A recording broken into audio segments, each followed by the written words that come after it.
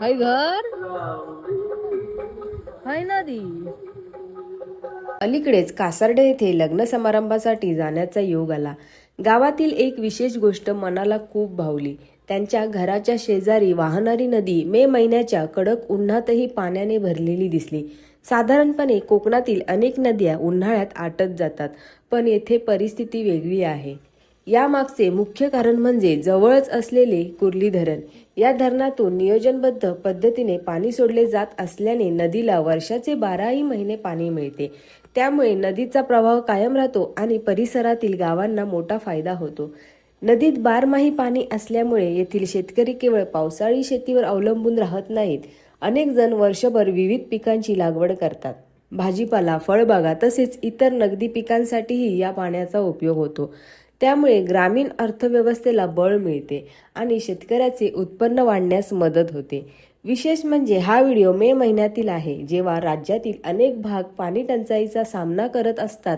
त्या काळात येथे नदीत मुबलक पाणी दिसणे ही निसर्ग आणि जलव्यवस्थापन यांची सुंदर सांगड आहे.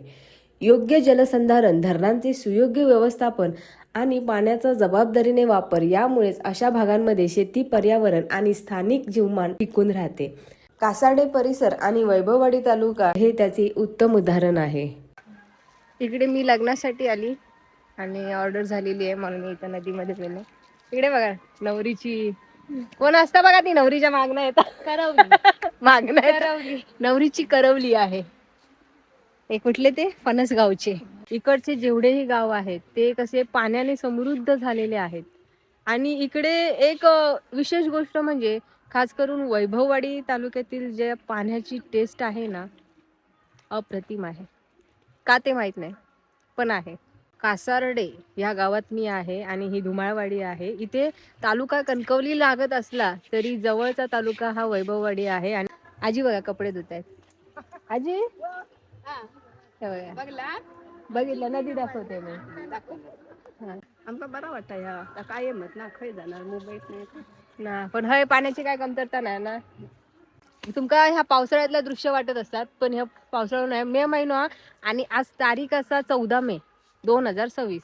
ही जी नदी आहे भले ही कणकवली तालुक्यात असली तरी ह्या गावापासून जवळपास असणारा तालुका म्हणजे वैभववाडी. कसं वाटतंय हे दृश्य बघा, किती छान आहे ना. एकदा यावा म्हणू का? एकदा यावा, आजी म्हणताय एकदा यावा. चला, हे जे दृश्य आहे ते तुम्हाला कसं वाटलं हे मला कमेंट मध्ये नक्की सांगा.